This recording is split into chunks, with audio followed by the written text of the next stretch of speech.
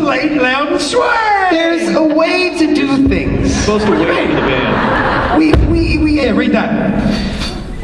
How Mark Sheppard destroyed rock and roll. How the Beatles destroyed rock and roll. You know, Mark, we've got a song for you we like to play. Richard does this thing where he's like, hey, King of Hell, Mark Sheppard. Why? What do I do? hey, I'm Richard Speed. My imitation has gotten really bad in the last hour. Mr. Blobby. I'm like one of those gas station blow-up things.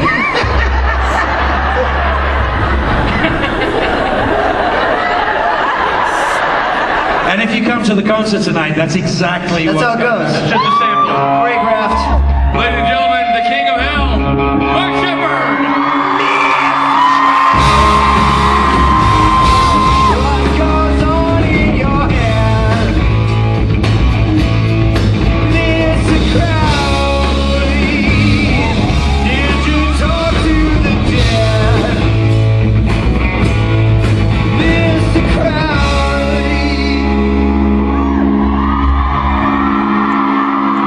You know, I know that what you were doing was testing the stage, but it looked like you're dancing for the first time. I've never seen you dance. From my point of view, you're going to jump on that. Come over here. Come over here. Next one. That jump.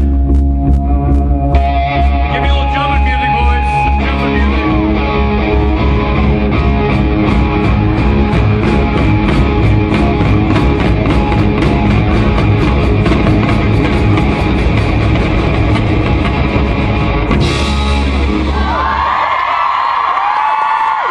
Seems fine to me. That is the worst James Brown impression I've ever seen. That was like the shittiest beginning to a dance-off. First of all, now you're getting up on me. No, I'm agreeing with you. Listen, all right, listen. This is really important. I need to know, honestly, truthfully, how many of you are coming to the show tonight? Okay, listen. You don't have your hand up. How old are you? 10. Now we'll let it pass this one time. Those of you who are undecided, the other ones are just idiots, but those of you who are undecided, you need to know that this is, in my opinion, in my humble opinion, the absolute high spot of the weekend. I think it is the greatest, the most fun experience that we have. I've always been a musician. Well, not really a musician. I'm a drummer. And that's why you have drummers, guys. But, you know, we managed to, thanks to Creation, and of course thanks to Loud and Swain, and a little input from Rich, we managed to take something that was ostensibly a bit of a cabaret night and turn it into one of my favorite experiences that we ever have. We play a real full concert, and we'd love to have you come and see us play tonight. And if you're undecided, please come give it a go. I think it is the high spot of the whole weekend. So give it a shot. Just put it out there, all right? Awesome. And now we give you the stage, Mr. Sheppard. Mark Sheppard, everybody, King of Hell. Rob Benedict and what's his name? That's Rob Benedict. Yeah, I know him. I know Billy, I know Mike, I know Steve. What's the other guy? That's actually Rob. I'm Rich. Oh, you're Yeah, Rich. it's hard. You know how many times I've called you Rich? You used to. Now you're better. What are you doing? I'm saying goodbye and. Oh, okay, just curious. I can't. With the mic this way. Tight squeeze. So I just go like this. You're in good form for tonight? Yeah, I feel good. You looking forward to it? Yeah, I'm looking forward to it. Really looking forward to it. We got some new stuff tonight? Yeah, we got a couple new things. Yeah. Yeah. I'm excited. Yeah, it's great. And honestly, when you come up and play with us, got so two much drums going, it's a real rock show. It's special, guys. It's a Saturday night special. Mr. Sheppard, I love you lots. can I leave now? You gonna come play me off later? Yeah, oh yeah, you know it. All right. We'll see you then. Bye. Bye. Watch your back. Hey guys. Such a pleasure to be here for you. What? It's all dark and dingy. Oh, it's a great place. You see, it's a great sized hall to have a gig. It's nice sound.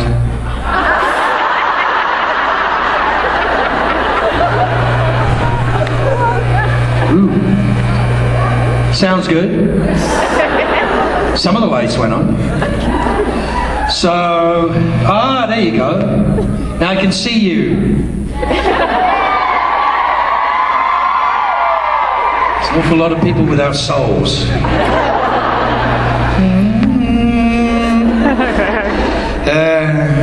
People have questions, I have to answer the questions. I have to pretend like I care.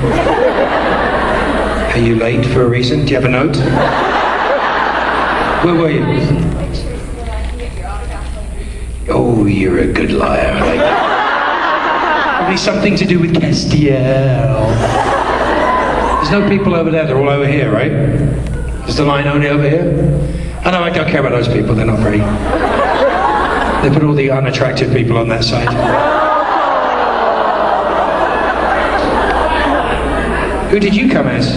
I came as Castiel, if you couldn't notice. Couldn't notice? Yeah. You really didn't think that answer out, did you? Yeah, no, not really.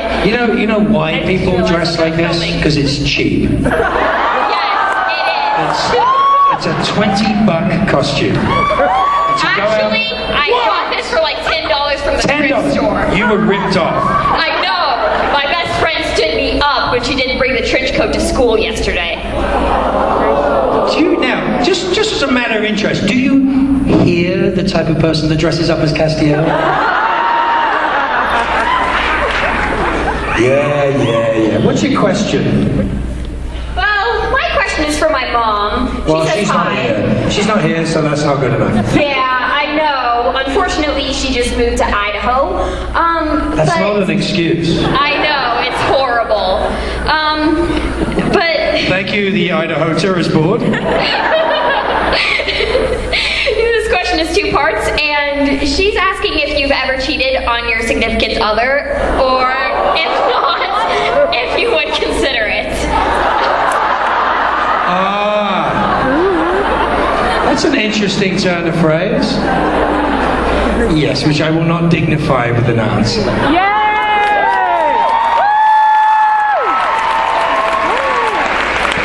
I rescind that. Apparently they put all the ugly people on that side. Ugly is as ugly does. What? Huh? You got hair like my 16-year-old. Wind tunnel. It's fun, isn't it? How you doing? Not too bad. What's your name? Evan? Why are you sitting in the back, Evan? Because I didn't pay to be up front. Yeah. You did? How old are you? 14? Happy birthday.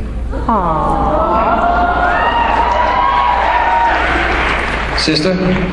Friend? Cousin? Cousin, happy birthday. Absolutely. Welcome to the back of the room. Next question. Hello, Mr. Sheppard. That's better. Hope you're doing well. Yeah. Me. Crowley seems I haven't seen you yet, but you're still probably dressed as Castiel saying all that crap. Go on, what's the question? Crowley seems to have a fascination of obtaining That's power. not a question, that's a statement. That's the problem nowadays with the school. I was wondering why Crowley seems to be so obsessed of obtaining power or being around people who have power, why it motivates him the way it does. Really? Really? You're surprised by that? Not really. Are you really sort of like surprised that I'm... What's your question again? That's okay. Have you seen this? It's a knitted baby. Not a baby. It's funny you say baby and it goes, oh.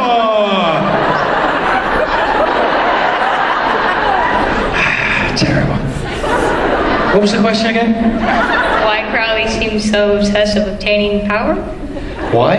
Yes. Because it's good to be the king. Go on. It begins with a statement, is that okay? No. Go on. Okay, in New Jersey in 2014, before Oh my season God, there's 10, a memory test now. season 10 had kicked off, you pointed out that Crowley had never actually been shown with red eyes. Correct. And at the end of season 10, we do see him with red eyes. So what are your thoughts on that? My thoughts on that I was correct, and what is your problem? My thoughts on it? You just had a complete conversation all by yourself, which required no input from me, and then you asked me a stupid question about it. Do you do this to Jensen and Jared? No. Wonder why? Wonder why? God's sakes, that's a ridiculous question. Is that my baby I ordered? Hiya.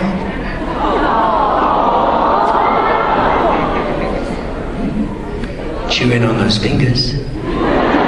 Hiya.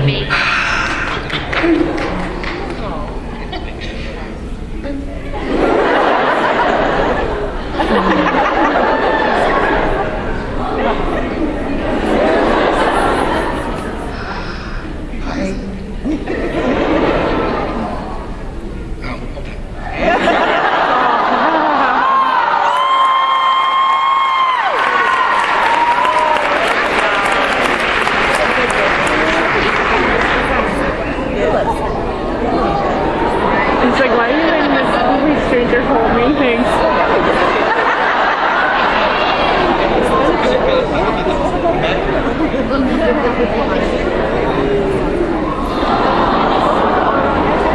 What is he, a politician? Hi.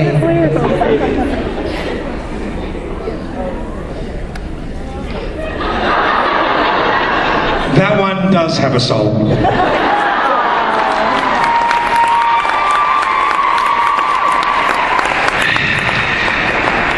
So the whole red eye thing, what are you knitting? You're knitting a scarf for a snake. I'm sorry, this is crap knitting. It's crap. Look, ooh, what is it? It wasn't, it's terrible. You should be ashamed of yourself. Excuse me? Why am I so mean? Why is your voice so deep? Thought your way through that one? Oh dear. Sorry, what was the red eye thing? Yeah, look, we protected the red eyes for like 6 years. Never wanted to show that Crowley was or wasn't a demon definitively. So we had Red Smoke and Mrs. Tran and all that stuff, right? But we didn't have the definitive, no. Just because you asked. Because we didn't have the definitive call as to what Crowley was, or certainly what Crowley was, one way or the other. And then it became necessary in season 10 to show you guys that Crowley was back to being Crowley, right? So Jeremy said, look, a great way of doing that is to reintroduce the red eyes. So what was really funny was that Funko had already made the red-eyed doll, which was completely incorrect because I'd never had red eyes. And so they look like geniuses now. But it was a determination. I think the way the red eyes were done was fascinating with the little, the smoking centers and stuff. It was kind of scary. But it was good. I liked it. I enjoyed that. So, yeah, it was just a way of doing it. But I think the red eyes are so different that you're never sure what it actually means. I mean, would it make a difference if Crowley wasn't a demon? No, not really. He's still king of hell. He's awesome. Yeah, I think it's kind of, as a woman, he's wonderful too. He is. Yep, she is. He was definitely the sexiest in that group. Yeah, that was kind of scary. Hello, Father. Hello. First The of all, first person I've ever seen doing a Crowley cosplay as a priest. It's terrifying. thank you. First of all, lovely to see you in Colorado instead of Las Vegas. And my question... I hope you understood what that meant. My question was, Crowley has a lot of ties to World War II, and me being a history nerd, are we going to ever find any of that out, and why? I think that was just the sort of scary factor of putting Crowley's face on Hitler's portrait. Or if you could kind of give us some reason behind it. But Well, it's pretty much if you're going to show a demon, that's the opening. That's talking about season 5, the Triumph of the Will and all the rest of that stuff that was going on in the background. It's the idea that we're dealing with evil or pure evil was the concept. And I think it's a very quick and very easy way of showing what evil is. And I think when we originally saw Crowley, we didn't know that we would be seeing Crowley for more than a couple of episodes. So I think it's become a very interesting thing. Hey you, did you bake? You did, I thought you did. Now I'm happy. Thank you, my darling. Gluten-free baked goods.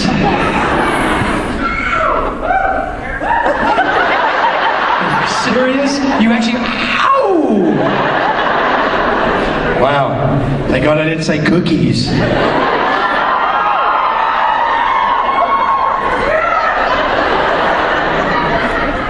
You guys have been really softened up by Misha over the years.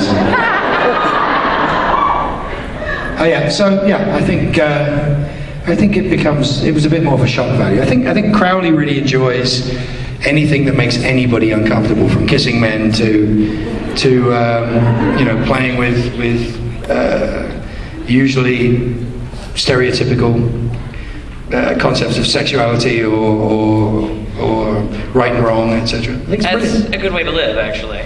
I don't think so. I think it's a great way to get yourself locked up nowadays, but shouldn't be, but it kind of is. But yeah, I don't think society is quite as tolerant as we'd like them to be. So. Thank you. Absolutely. Hey, you, who'd you come as? What? Constantine's back on Arrow. It ties the wrong colour though. Hi. Hi. Sorry, I'm really nervous. Why? I can't possibly imagine why. Come here. So what do you want to know? Earlier, a fan mentioned to Ozark how it'd be a cool idea for Kevin to come back as a demon and be Crowley's pet. How do you feel about that? Kevin is already Crowley's pet. Nice to meet you. You have a little...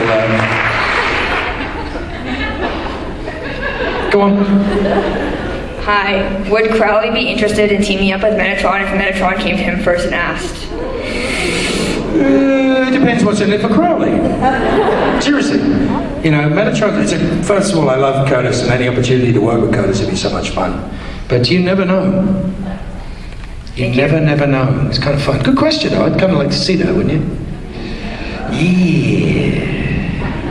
Yes. So you guys do so many conventions. What do you do? How are you throwing your voice?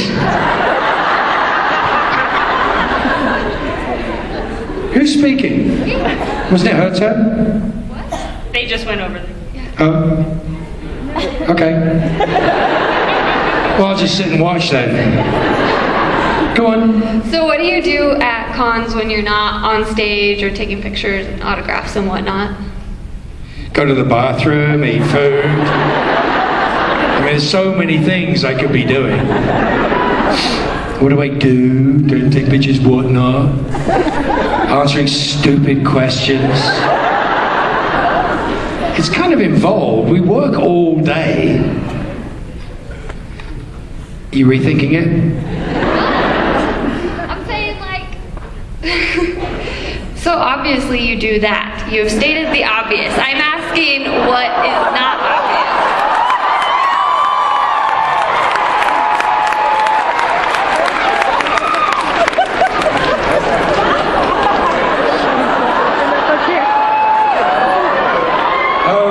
Obviously I do. Yes. So anything else you might imagine I might do? Well, I mean, I can kind of see Jared and Jensen, obviously, like... Obviously. You like that word? How old are you? I'm almost 23. Almost 23? In like 2 weeks. Happy birthday. Thanks. Yes. It's just because I have a teenager and all he uses is adverbs as well. Seriously, really, seriously, obviously, totally. Yeah. I was saying I can see some of the other guys like playing pranks, joking around. I don't know, like I don't know. But not me. Yeah, exactly. What's wrong with you people? I came all the way to Denver for this abuse. I mean, jeez. How many people are actually from Denver? Yeah, very cool. How many people are not from Denver?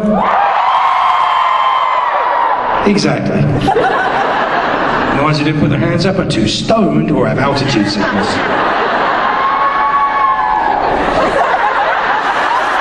And there they are. Oh. Bloody typical. Yeah, you get nothing in those gluten-free. No, there's nothing in the bakers. Go for that. Hello, Mr. Sheppard. That's better. I have a gift for you and Sarah. Thank you. And my question is, when you directed your father...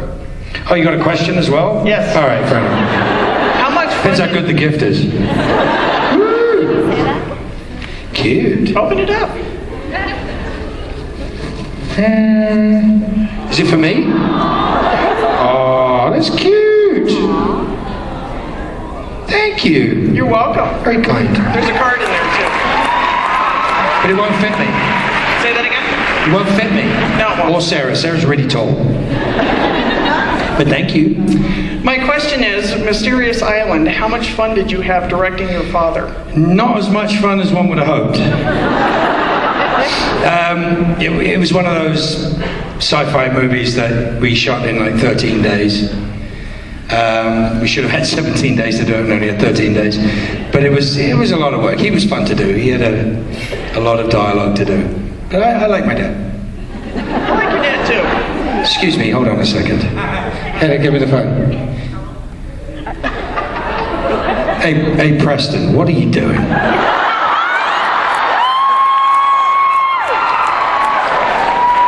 You causing trouble here? It's Mr. Sheppard here. Hold on a second. You got a speaker? Yeah, I got it. Hey, Preston. Hey. You're on speaker now. Everybody's listening to you. Why are you calling your mom when I'm in the middle of my guest talk? Because I need to ask her a question because I can't go in there. What's your question? My dad wants me to go get his beats still. Oh. Say it again? Yes, my dad wants me to go get his beats still. Yes. Yes is the answer.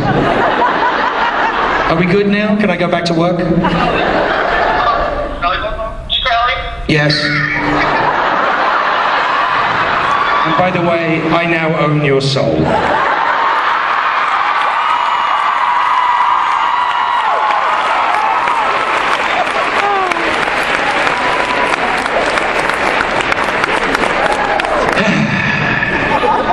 Next candidate. Your Royal Highness. Getting better. I was wondering, Don't wonder, it looks like this. Oh, sorry. What did you come as? I came as Balthazar from season Titanic 6. episode? Yep. Yes. My question for you is, what sort of adjustments did you have to make to Crowley's character when they introduced his mother?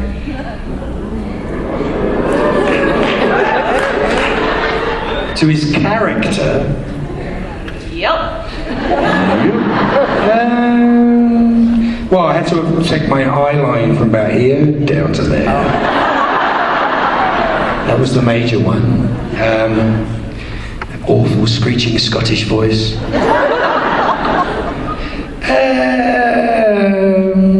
But you do know that Rowena is not Crowley's mother, right? Fergus's mother. It's Fergus's mother. And that I don't play Fergus, I play Crowley. Yeah. Fergus was about the same size as Ruth. Quite convenient, really.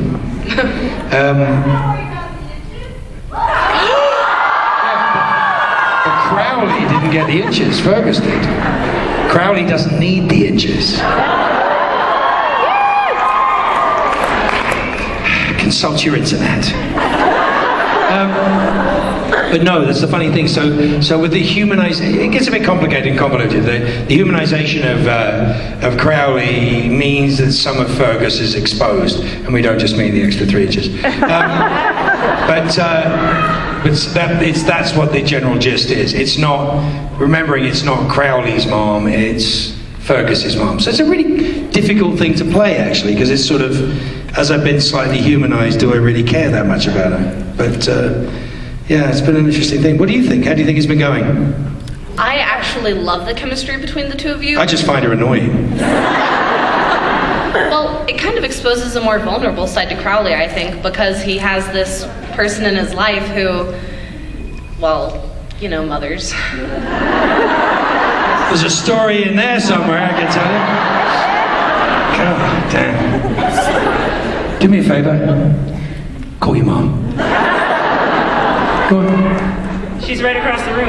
Exactly. My mom's here too, so. Say, Mom! I didn't say how to call her mom, I just said call your mom. God, it's so difficult. So when are you going to be in Sherman? Thursday. Because the Super Hulagians are waiting for that one actor to rule us all. Well, yes. Pretty much any time they'll have me, and I think they're aware that I want to be there, so we'll do it. Stupid? Oh yeah, I remember that show. But yeah, anytime they ask, I'll be there, you know that. We'll see. It was close a couple of times, but we'll see. Next question. You've created so many fun characters, particularly in the genre.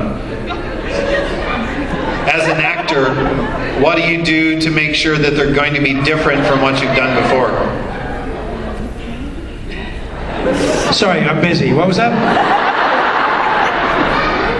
You've created so many fun characters, especially in the genre. What do you do to make sure that each one's different from what you've done before as an actor? They're all different characters, I hope. There's a bit of me that sort of bleeds through into some of them, but hey, I see your shirt. Oh, good shirt. I like it. Give me 5. How old are you? How old are you? How old are you? 5. Cool. You know how old I am? 10. And a bit. What's your name? Robert? Good name. You having fun? Cool. I like your shirt. See you later. I try to play different in characters. I don't know. You look so serious. You okay? You look so nervous, so I have to hug you. Is that okay? Misha would never do that.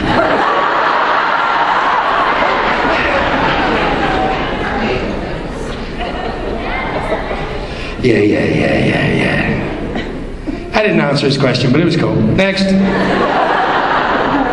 Hello, Mr. Sheppard. Hey. My question is, we already met Fergus's mother. What would you do if we met his father?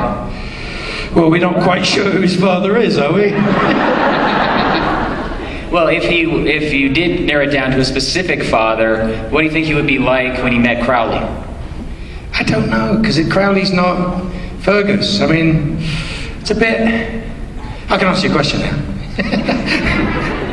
No, I don't know. It's just I don't. That subject doesn't sort of make a lot of sense to me. Well, I mean, maybe he would recognize Fergus when he Ferguson. That's a new character that I didn't know. No, I'm good. And he came back, and now he realizes you're Crowley. So basically, you want me to write your bloody fan fiction for you?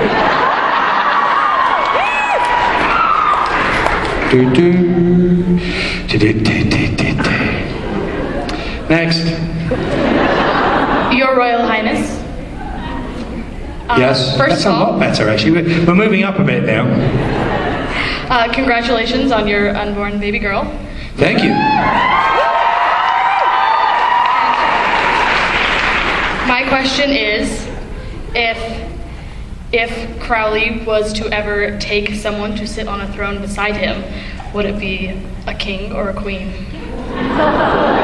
You're asking about Crowley's sexuality? I am. Why? For funsies. best answer I've ever had to a question. It's a mystery. It's fandom. I'm going to use that from now on. It's for funsies. I'm It's a trying to get that mystery on the in show. fandom. I will actually try to get that on the show, I promise. For funsies.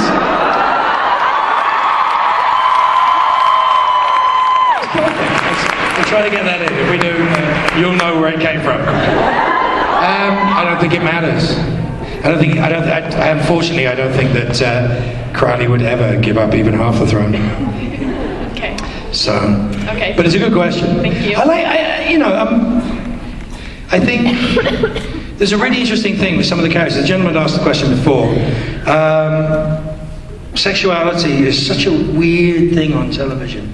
We've had so much stuff about like whether you can or you can't show interracial relationships, whether you can or you can't show different versions of mixed stereotype families, or whether you actually can reflect what society really is. And yeah, it becomes such a big deal. And I although I know it's not a popular thing to say, I wish it wasn't a big deal at all in any context. I know that doesn't redress the balance. I know that's also, the privilege of a majority to be able to say that. But quite honestly, the less of a big deal something is. For example, I've seen very interesting concepts of racism in my lifetime. If you figure I was born in the early 60s. So easy. Congratulations. If you keep interrupting me, you won't live much longer. I was born in the early 60s, and so there were race riots in different parts of the world, including where I'm from, that went all the way through to the early 80s, if you really think about it. And what was really interesting and fascinating for me in London, for example, is that I found that institutional racism kind of depleted itself by the very fact that so many people had intermarried by the time I was in my 20s that it was very hard to be racist because pretty much everybody had somebody of a different color in their family. So it just became a thing that time and atrophy takes away a lot from this. And I think a lot of sexuality issues as well have also fallen by the wayside. Not in some terms, and sometimes it's still ridiculous what goes on as far as some laws and some institutional concepts there. But in general and in real life and in real society, in fact when you take the money out of it, it tends to be that people are people and people treat people as people unless you give them a reason not to. And I find that being said, I think it's really, really important not to diminish the fact that there is a huge amount of discrimination against large portions of our society, of which I'm parts of those portions of society as well, but which needs to be redressed. But I think the cool way is the way that we actually happen to be doing it, which is to talk about it, be it, live it, and refuse to discriminate against it ourselves. If we are personally responsible, we tend to change the world one piece at a time. It's a really weird thing.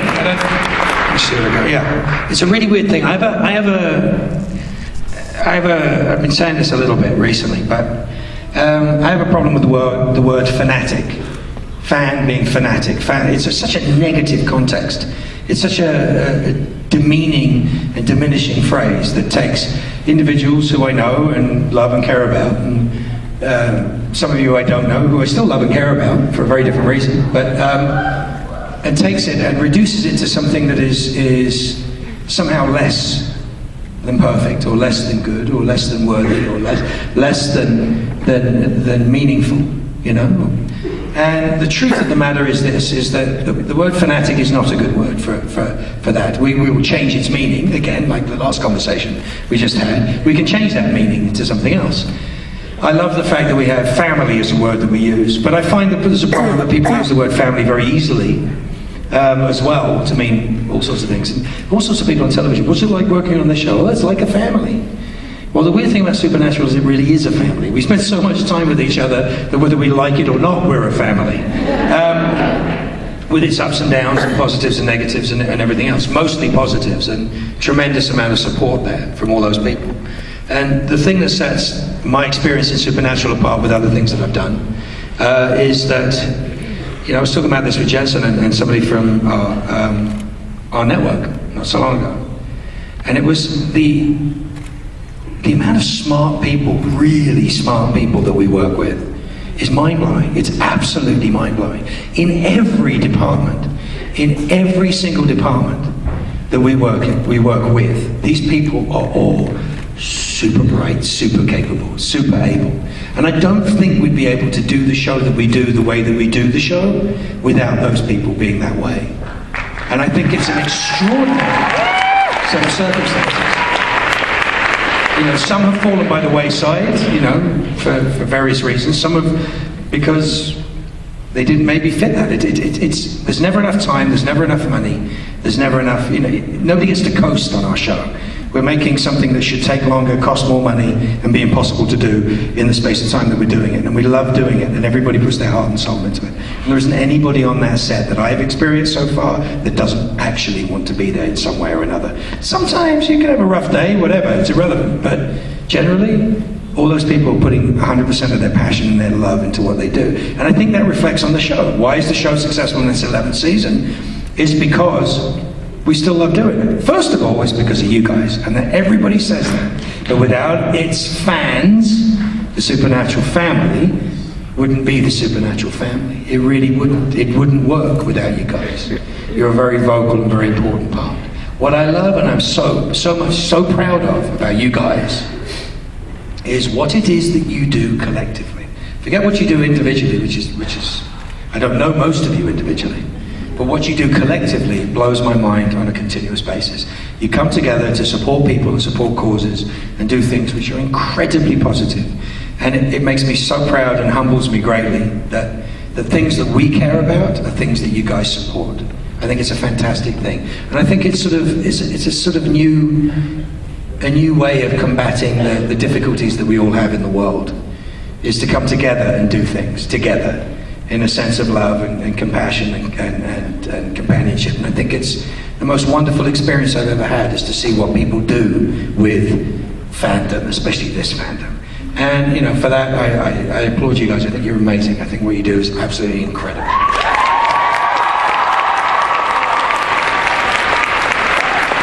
That being said, there are far too many Castiel costumes around.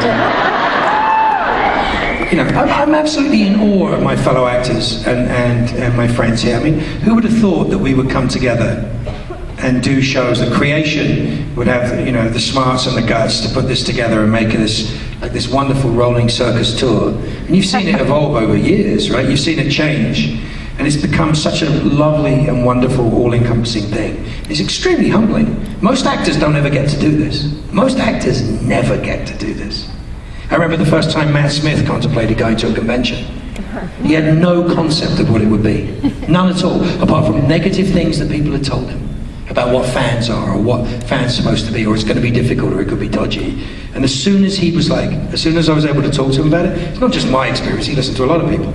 But when he went to his first convention, he was blown away. The emotional outpouring from him. He was exhausted, for starters, the first time he did one. He could barely move the next day, he said. But it was such a wonderful, wonderful experience. And so few actors get to experience this, and I think this is the most magical thing. We do expos and we do, there have been other shows that I'll do. I've been here, I did a Repub gig here once. Fabulous, met a lot of you people here. But this is way more personal, I think, and I feel this is way more personal. And I think I have to thank, Gary and Adam and Stephanie and everybody that works this show, all the way down, that they provide something. It's exhausting for them too, but they provide something where at least you guys get an opportunity to meet with us and share a little time with us. And it's the most rewarding thing that I do, let's put it that way. You got any quick questions you want to ask me? Sure. I was just going to ask what deal you think Crowley would be most proud of? Not interested. Moving on. Another quick question? Your Royal Eminence. Yes. On your mother, who is going to kill her? You or the Winchester? Whoever can get to her first. Next. What's the worst convention you've ever participated in? Worst convention I ever participated in? Worst convention. I did a convention, a Firefly convention in Burbank once, that that fell apart. The money fell out, and the people that ran the convention couldn't run it properly. And what we did is show up anyway. And it actually went from being the worst convention experience to one of the best convention experiences. So we just showed up anyway and did it. So it's awesome. It's kind of cool. Go on, quick. Hi, if you had any say in the writing of the spin-off? God, no. Nope. Moving on. Hey, so I drove up from Albuquerque. You get no applause from that apart from the fact that you left Albuquerque. I really don't care. I didn't come for anyone. Just drive to Santa Fe. It's so much nicer. Anyway, have you ever been to Albuquerque? Yes.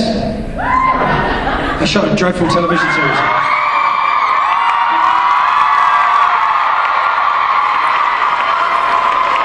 Just wanted to make sure you get your dinner while You it's brought still me hot. dinner. Thank you. How you doing, Mitch? How are you? Good.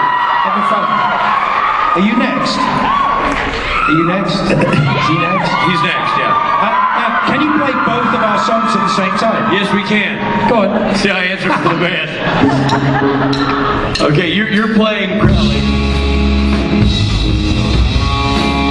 Mr. Angel Man. That's it. That's Mr. Angel Man.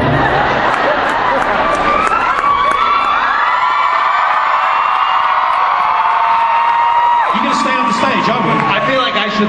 No, stay there. No. What I'm going to do is I lead and then I'll come back. No. Stay there. Stay there. We'll make it as There's a awkward few as people who are actually fans of yours. They'd like to see you. One or two, right? Here, I'll just go back here. You're going to the lectern. He's just going downstairs. I just want to say to you all, thank you so much for being here. Love you all.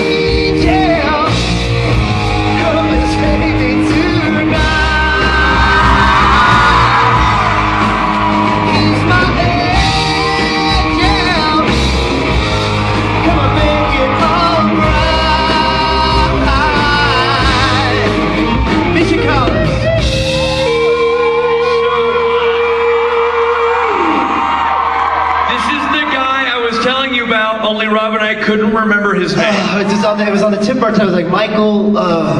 Marshawn Lynch. You know what I just found out backstage? No. Is that this is not one of those BS things where we're doing a thing. They've changed the way that people ask you questions, and now it's a lottery, which means to ask Misha Collins a question, which, by the way, I've done it, and it's fantastic. You have to be a gambler. It's like you have to gamble and you have to win some kind of sweepstakes. So it just I'm still waiting my number. Rob and I are like, it just adds to the fun and stress of the entire experience. Is that really true? It's a lottery? Yeah, look on the screen. These are selected Misha questions attendees. You have to, like, Michaela Mack, you're number one, baby. Check your Wait, so is gambling even legal here? It is. It is now. They're so high, they don't know. It doesn't matter. Doesn't matter if it's legal or not, man. This is just how it goes. You have taken the entire convention system and turned it on its ear, man. Check you out. Where does that expression "turning it on its ear" come from? Well, what was the first interestingly, in instance of the Elizabethan era, there was a guy in the Elizabethan era. It was a very difficult time because everyone had a list. There's a man named Ethan. Elizabethan era. Yes. That's it.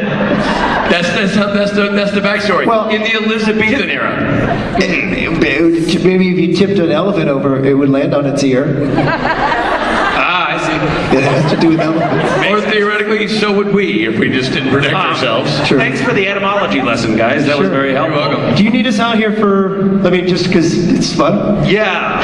Yes, I do. I need you to explain this lottery system to me first. I just think it's great the way you sort of make them earn your moment. I mean, it is obviously your idea, right? So you've created this. It's funny that you say that because in the past it used to be people would start lining up like an hour in advance. Right. And those, who had, circulation problems or things like that, they would faint in the line. Right. And I liked that. It felt like people were... they were making a certain sacrifice. This seems like a lazy way out. It is. Misha used to always relying on dumb luck. He'd always come off stage and go, 5 down, guys. Up top, who's got me? 5 fell. Boom! That's weird. I feel like we don't have very many people with circulation problems in our line. You know what's funny is when we do a panel before Misha, we'll go through our line, and next up is actually a Misha question. And you're like, "What do you want, sweetheart?" She's like, "Oh, no. I don't even know who you guys are."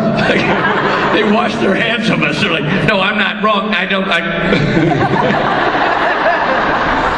But this way, you really make them grovel and earn it, and I think that's neat. I think that's neat. So, who here put their name in the lottery? So how many of you have so far won the lottery? Well, they're on the sides. How many of you have not won the lottery? Yeah! Yeah. Losers unite! Good luck with that.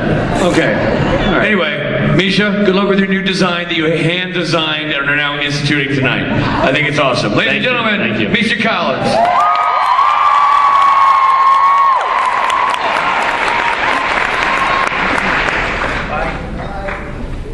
Be careful back there, you guys. You guys, I gotta tell you, we've been hanging out in the green room, the band, and a couple of the actors, and it is full on, rock star pandemonium back there in the green room. And I don't know if this whole, getting on Sirius XM or whatever, did you hear about that? Yeah. Loudon Swain was on Sirius this morning. And it's definitely, you can see it's definitely gone to their heads. They've gone full rock star. It's actually kind of debaucherous and a little disgusting, frankly. For example, we were in the green room just now, all of us sitting in a circle. We put the chairs in a circle so we could all see one another. And we were talking about different methodologies for making fruit leather at home. So that kind of shit is really going down back there. It's pretty hardcore. Yeah. It just makes me sad though, seeing that, because it's just how long are they gonna last? They're just getting too close to the sun, and we were talking about canning beets. And it's great, and they're living life to the fullest and all that, but they're gonna burn out like that. I mean, it's sad seeing that. How are you guys?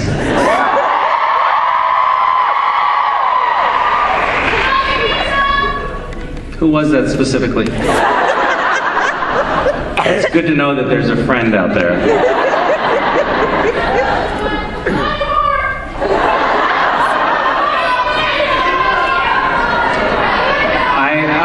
I hate to do this, but I think we are going to have a little bit of female wrestling here.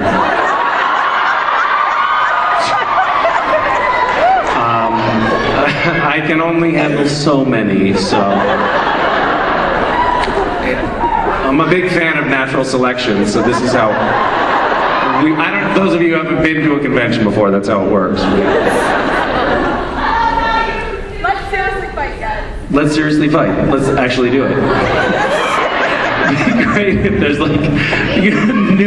newcomers to conventions come and they're like, what is that little ring with the ropes around it on the side of the stage for? And from this point forward, during panels, there are women fighting one another in a little cage. Actually, I think that would be a big hit. It's not a bad idea. This is where good ideas come from. So you guys are the lucky ones, huh? You too. Have you, those of you who are in line, have you always felt like you were lucky or? No, there's yes and no. It's about 50-50 split. Okay. Well, for those of you who are new to being lucky, congratulations. Sorry guys to rub your noses in it like that. Do you want to ask a question? Am I first? Yeah. All right. First off, hi. I just want to say my mom calls you her best buddy, and so just pass that message along for you. Is she a good wrestler? I've never personally wrestled her, but so I guess I was just wondering. You've never wrestled your mother? Is that something that people do? Have you wrestled your mother? I thought everyone wrestles with their mom. You should probably talk to someone about that. That's concerning. Now you're making me question my whole childhood. She tapped out so many times. So my question is, we saw a lot of different pictures this year for Halloween from Jared and Jensen's family, and I was just wondering what you guys did for Did I not post any photos of my family? No. I'm such a dick.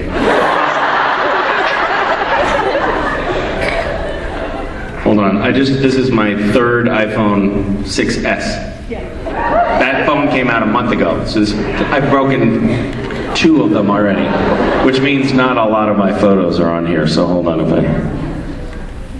Yeah, will you help me? Jim, you did take a lot of pictures in the meet and greet, good for you. There's about 40 of them. Hold on, this will just take an hour. Oh, there's one. I can't show this because later when she grows up, she's going to be like, Dad, I hate you. For example, you showed people this photo. I'll show you privately.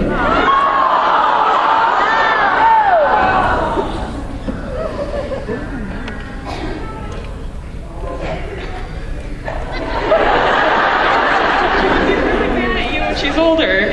So she would get mad, right? She'd be like really pissed. Yeah. And that's adorable. Thanks for helping me vet that one. Yeah, you're welcome. So they were very adorable, and we made costumes. I had some help from the costume department and on Supernatural, like they made the costumes. But I was being sort of the proactive. I cut out the fabric, and so it wasn't terribly so my strategy for making a costume. So Mason wanted to be a purple cheetah, which you can buy fabric on Amazon, purple cheetah fabric, and then I just laid her on the fabric and cut around her. Because I assume that's how you make, I don't know. Isn't that how Calvin Klein makes stuff? Anyway, so I cut around her, and then I did 2 of those, and the idea was that would be the costume, and brought it in, and they sort of were like, well, we'll work with this. But I also made her a tail, and that took a little bit of work. There was some infrastructure in it, like pipe cleaners to make it have some solidity and extra fabric inside, and I made it 2.5 times longer than she is tall. And so it kind of had to be spiraled up and tied back again up to the back of her pants. Anyway, it was pouring rain, and the tail got so heavy that her pants kept falling down to her ankles. And that was the picture you saw of just bare butt.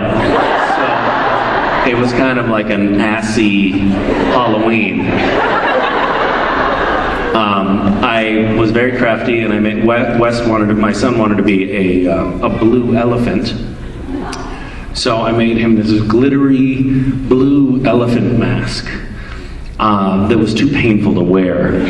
So he could only put it on for about a minute, and then he took it off. And so it was an assy, sort of disappointment-laden Halloween. I remember distinctly when I was 3, I remember that was the first Halloween that I remember, and I wanted to be a turtle. And my mom made me a turtle costume out of a cardboard box, but the way it was constructed, I don't know if you are familiar with the species, but turtles crawl on all fours, and so we designed it like that. But it was designed in such a way that I could not physically stand up. I had to crawl. So we made it to the immediate next door neighbor's house. And that was it. That was my entire trick-or-treating expedition. And in a weird way, I feel like I'm sort of repeating that family karma with my kids in the home. And my wife she wanted to buy the costumes. She was like, we'll just buy the stuff online because we're busy. I was like, we're not too busy to make our kids miserable, you know, was my feeling. So, and we're not too busy to have, you know, the crew on Supernatural make the costumes for us. Then like you feel like you know, anyway. Hola. Hi. Okay, so Mark didn't like this question. Maybe you can answer it for me. If you Wait, were I'm to not gonna write- like the question. Why am I? I don't know. I used to be so good at sitting in chairs. Okay, did you say I'm not going to like the question? Oh, Mark didn't. He didn't answer it for me. Oh, Mark didn't like it. Fuck Mark. All right. Okay. What's your? What have you got? If you had to write the Supernatural spin-off, what would be your idea? And gonna just push this in, Jody Mills.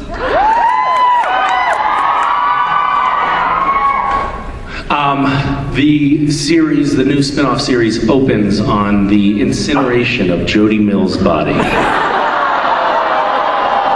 a funeral pyre. Is this working for you? No, I was thinking Jody Mills and maybe kind of like a buddy cop. Oh, buddy cop. Okay. Okay.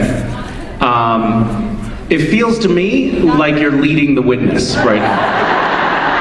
Yes. Why don't you write the spin-off and then get back to me? Yeah, if you can fund it from your. I think there's a good spin-off in Catherine Newton somehow. There's like, I think she'd be a good headliner for a spin-off. I think it would be good to have, speaking of Mark Sheppard, I think that it would be a cool feature in a long-running series to have a taxidermied Crowley somewhere in the corner of one of the main sets that are used on the show. And what would Wouldn't that be cool? of that? Yeah. Go sit down. Hello. Hi. So Castiel might be the most efficient Netflix user ever because he doesn't need to eat or sleep or use the restroom. That being said, I did the math. It will take him 5 days and 13 hours to watch all of Star Trek, the original series. I feel like it would be very helpful if he watched that because he might learn something from Spock, Kirk, and Bones' relationships. Do you think that would help him with dealing with the Winchesters?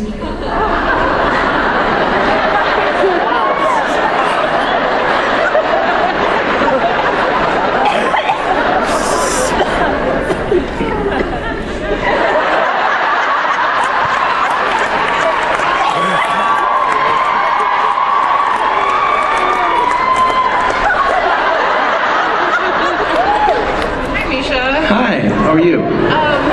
Good, I'm doing great.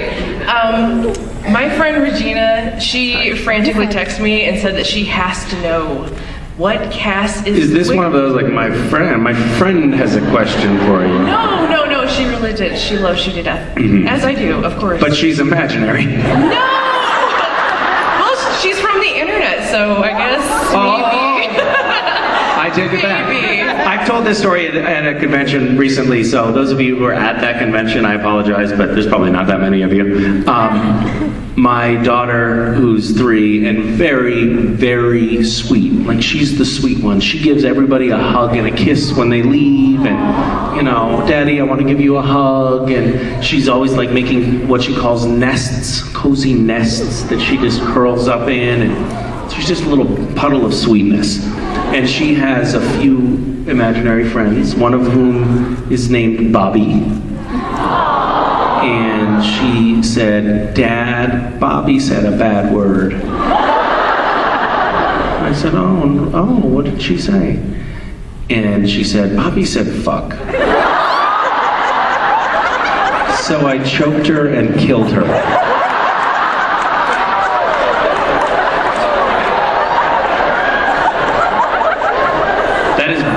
verbatim what she said. Regina's much nicer. And I was like, Mason, that is fucked up. Bobby's a boy's name. What's wrong with you? Anyway, you mentioned imaginary friends. Actually, I mentioned them, but whatever. Since Cass has been in the bunker doing Netflix binges, what is